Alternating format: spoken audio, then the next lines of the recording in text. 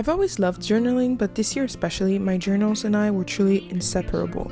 I added 2 new journals to my usual journal rotation, and not to be dramatic, but it really changed my life. Journaling really allowed me to dissect my thoughts and get to know myself better. It also helped me blossom into the person I've always wanted to become. It is still a project in progress, but I like the results so far. And so for the sake of tradition, here's my annual journal setup video for the new year with a few sneak peeks of my previous journal. Hope you enjoy!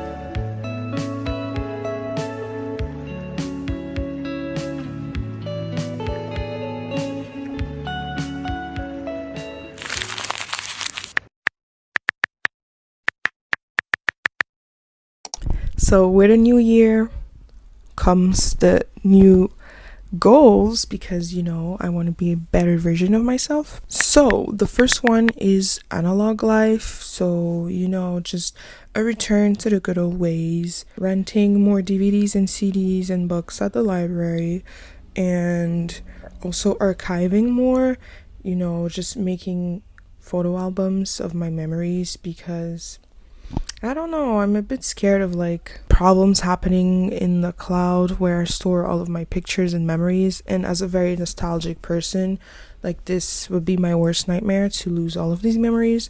So just go back to the good old ways, and also just reduce my streaming, so Spotify, Netflix and all of that, because I realized that we actually don't really own anything anymore. Everything is subscription based, which is kind of crazy, but just go back to the good old ways from my childhood where I had my iPod, my MP3, just all of these things. I actually still have all of these devices, so it's really just a matter of fixing them and then I can use them again. And then the second one is to be curious and satisfy my curious needs.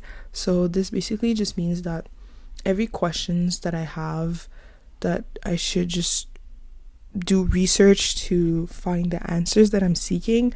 And this can really be just about a random subject. Okay, let's say for example I want to learn more about Haiti's history, then just to actually do my research instead of letting my questions unanswered, asking my family about it, or finding books at the library that talk about it, taking notes, reading articles, just keeping my brain, curious and learning from outside of a school perspective, because you can always learn in life even once you're done with school. learning is not done. It's forever.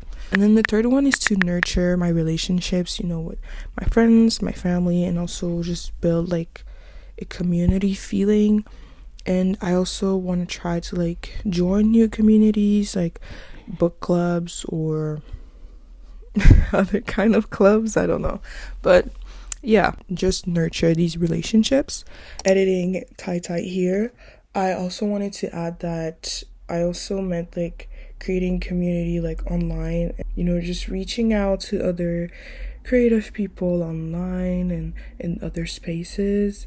And yeah, it's like to engage in their content and in their work to create some relationships or just build some connections with other like-minded people with whom I think I could like get along with, or we share like similar passions or things like that. So, and then the fourth one is to learn the Adobe Suite because I just know it will help me in my career. And right now I'm like very comfortable with using Capcut, Procreate, and Canva, but I just want to elevate a little bit and like elevate my resources because I know that for my career like for my future it would be very helpful to learn to know how the Adobe Suite works. So I'm just doing this for future me, but also just to get out of my comfort zone in a little bit because I feel like I've gotten too comfortable with my creative process and I just need to like switch it up a little bit. Like sure it works, but I feel like by switching it up and using new resources that are a little bit more elevated, that will make my work better. So yeah, the fifth one is to say yes to opportunities more, just have a little quench for life. Like my motto for 2026, I think it's gonna be to do it scared rather than not doing it. Because yeah, I just need to get out of my comfort zone, trying out new things, because what can you lose from trying out something new? Like you have nothing to lose. So, I don't know, I don't want to live like regretting not doing something. I'd rather regret doing something than not doing it, because then living in like the what if mindset, I don't have time for that. I don't. And then sixth one is to invest in a new hobby. I just love the learning process, but I feel like also investing in a new hobby that I'm not familiar with will really help me to work on my patience, because I'm a very impatient person. Like if I can't pick up something and like be good at it quite early on, I just get annoyed and like ugh, and then I just don't do it. But this is really something that I want to work on. So just trying out a hobby that I'm not good at first. I was thinking maybe like knitting or like pottery, or I also tried a few pole dancing classes, which were fun, very difficult. I was not good at all, but yeah. And then the seventh one is to take my time, prioritize slow living, being in the present moment. And I feel like I've been doing that this year, but I want to continue doing it. And then the eighth one is to create over consuming and really find inspiration in the environment, that in things that surround me, in my environment, and not just stuff on a screen. Like sure, it's good to get inspiration from Pinterest and stuff, but I feel like it's even better to get it from things around you, like I don't know, like from physical media or just nature. So I really want to do that more, be more observant. Next one is to prioritize flexibility and mobility in fitness. I've always been a very like fitness person. I played basketball for 10 years. I've been going to the gym and like weightlifting since I was 15.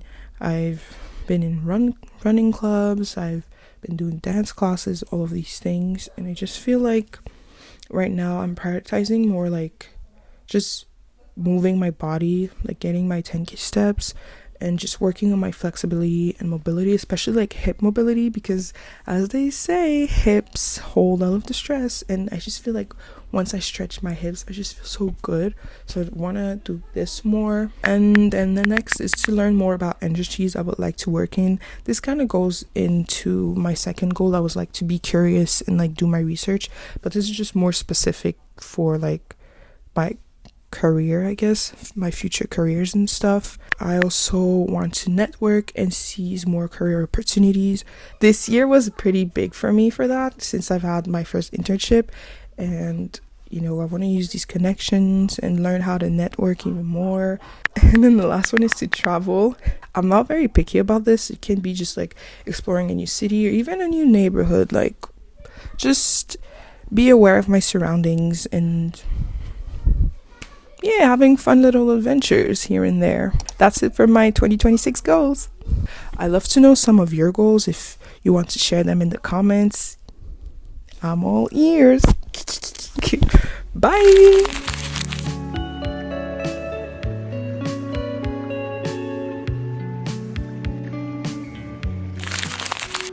One of my favorite things to do at the end of the year is to read back all of my journal pages and compare them to the ones from the previous year. It allows me to see how far I've come, but also how much I've grown as a person, but also creatively, you know, and my journaling style. And I'm glad that I finally got over my sticker anxiety, as they call it. And I'm not afraid to decorate my pages with materials that I've accumulated since childhood. And it may sound silly to some, but it's actually such a big step for me, and I'm really proud.